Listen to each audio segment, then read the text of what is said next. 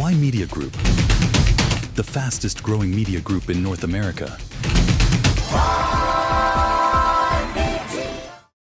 Hello and welcome back to Why Media Newsroom. I'm Ramona Singh, and big news. If you are a Walmart shopper and don't have an alternative to Walmart, because that's what's become here in Canada, well, if you recall a brand, a Canadian brand that was very popular back in the 90s and the early 2000s is coming back to Canada.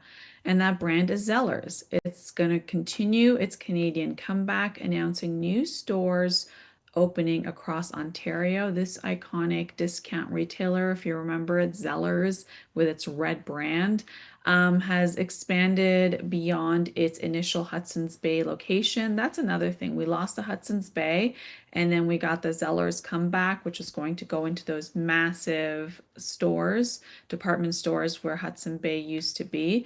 And so now the expansion is part of Zeller's strategy to rebuild its brand presence by targeting value-conscious shoppers looking for affordable household goods, toys, clothing, and everyday essentials. It's really what Zellers was known for. And we've seen statistically now, like with the numbers that are put up by Costco, for example, that they're seeing that there's an uptick in shopping at Costco because it's affordable, it's family friendly. And to that, World Zellers is leaning on that same brand that it had back when it was, in many different department stores near you. And so now it's coming back to compete with the likes of Walmart. So this latest expansion reflects growing consumer demands for discount retail options amid ongoing what we're seeing in affordability pressures and high costs of living. So Zellers is smarter than the chain it appeared to be before as their branding. They were with us until 2013 and then they virtually disappeared. It's just their numbers dropped and all those Zellers locations closed down. Now the company's saying that they've found their way. They've, put together a strategy and they're going to come back with this store within a store concept and at selected standalone locations. So here are the key facts. It has announced new Ontario store openings as a part of its national expansion. It's coming back to Canada overall. And this retailer is going to be, they re-entered the Canadian market back in 2023, but that was after a decade long of absence. They left in 2013 and then they came back in 2023, but not really seen in the GTA. And this is something that now they're going to have more presence of, as most current Zellers locations operate inside a former Hudson's Bay store. And we saw the exodus of Hudson's Bay not too long ago.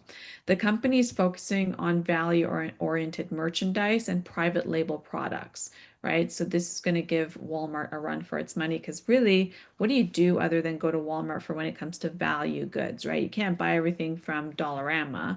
And on certain things, maybe Canadian Tire may compete, but what Walmart is able to offer from, a one-stop shop is something that Zellers what used to do, and it's going to come back to do that as well. And so what's the background of Zellers? It was founded in 1931. Once it operated more than 350 stores across Canada. And then if you recall, Target purchased many of Zellers' leases back in 2011. And then most of Zeller's locations closed in 2013. It was just something that didn't seem to work at the time. Then you had Hudson's Bay retained ownership of the Zellers brand, and then Hudson's Bay got into trouble. So after Target's unsuccessful expansion here in Canada and the eventual exit from Canada, many Canadians remained very nostalgic of Zellers, and that actually makes me happy to know that Zellers is coming back. That creates an opportunity for revival for a Canadian brand to come back and as a time of, a sentiment for buying Canadian and supporting Canadian businesses. This is something that needs to be done, whereas Walmart is an American corporation. So the return of Zellers reflects, several trends we're looking at. Affordability is one thing, which it always had a trend on affordability when it comes to lower priced household goods, discount apparel, and value focused shopping experience. And there's the fact of like, the Big Z, if you remember, that was their brand, the Big Z. And so it was a family oriented shopping experience. And if you recall, it was a restaurant inside of Zellers. So not only can you shop, but you can go to the family-friendly restaurant and you could get, the famous Z, item to eat at the restaurant that looked kind of like a diner, but it gave you that entire experience, right? So the direct competition is going to be against Dollarama, Walmart, Giant Tiger, and Canadian Tire. And we saw that. We saw Dollarama, if you've seen, they've expanded their goods. When you walk in, it's no longer just a dollar now. You can buy things for like, I think $5 at Dollarama. But that competes with Walmart on certain things. And then we've seen the Canadian brand Giant Tiger also expand and also have, they're smaller in size compared to what a Zellers or a Walmart is. They'd probably compete more on the size. They're a little bit bigger than a Dollarama. And then they have, almost all the goods, but minus no, they actually have groceries as well. They do have a grocery aisle. It is everything's at a smaller scale compared to what you'd see at Walmart. And I don't think they have furniture though. Yeah, it's just like apparels, it's household goods, and there is a grocery section. And then Canadian Tire, where that differs, is you're not going to get apparel at Canadian Tire, you're not going to get groceries at Canadian Tire. So Canadian Tire is great for, the goods that you need for the home, and whether it's in your tools and your bicycles and really any other tool that you need for home and some household goods. But you're so each one is competing in a different factor. So Zellers is really the biggest competitor to Zellers in terms of Zellers is the biggest competitor to Walmart in terms of giving you all aspects of what you'd buy. It'll be to be seen to see if Zellers is going to have grocery items, right? That'll be very interesting to see what this means. But they're back, and this is a time of we're seeing, some inflation numbers going up, economic uncertainty, slower consumer spending,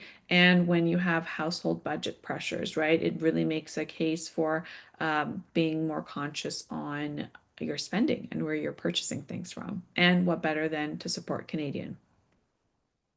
And when it comes to the World Cup, do you believe it? It's around the corner as Toronto gets ready and the other cities that are hosting the World Cup games. This is a massive announcement because Canada won the bid and has been preparing. And so we had our colleagues there in the stadium taking actual shots for you. There you go. That's why media. You can go full screen so you can see the size of the stadium for the upcoming 2026 FIFA World Cup. With it's going to be the largest in history, featuring 48 teams and 104 matches across Canada. United States and Mexico. Canada alone will host 13 matches in Toronto and Vancouver. What you're seeing is the location of the matches in Toronto. Y Media was there just recently, and this is the image from there. And that's what you'll expect when you purchase tickets to games in Toronto. 13 matches will be held in Toronto and Vancouver. And Canada has been drawn into what is the Group B alongside Bosnia and Qatar and Switzerland when it comes to hosting these games. And so you could see the size of this stadium. The Canada's opening match is scheduled for June 12th in Toronto against Bosnia and Herzegovina.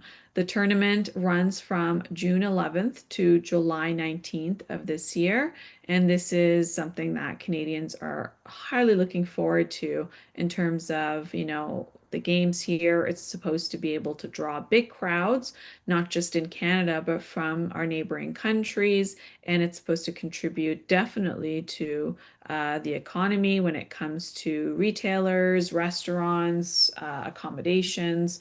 So this is, drawing a big tourism in Toronto and Vancouver. So we look forward to that. And of course, we're going to cover all these games for you. We're going to be, giving you the play-by-play of these matches.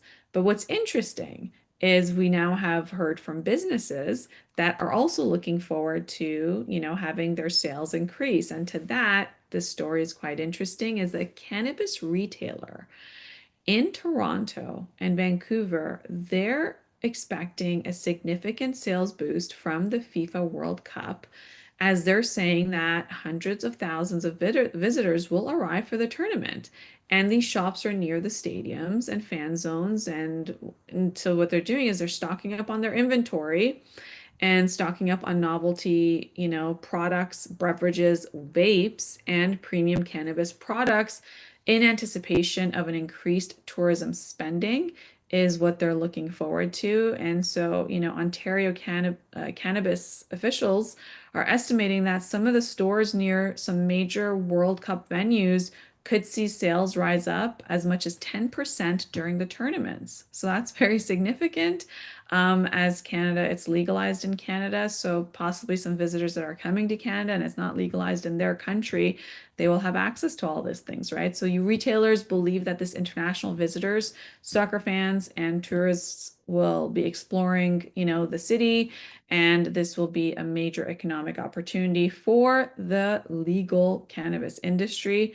And that's just one aspect. And what's interesting is because usually you look at, retailers from, the malls and restaurants and, hotels, those types of accommodations. And rarely do you really hear about the cannabis industry and them stocking up for what they believe the visitors would be into.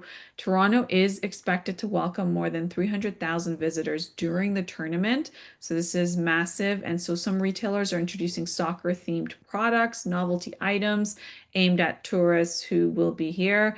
And this is, just a significant thing for when a city decides to host such massive games and bring highlights to their city because it's going to have an international audience. This is part of what comes with it. So now the tournament, the World Cup tournaments, the dates are from June 11th to July 19th.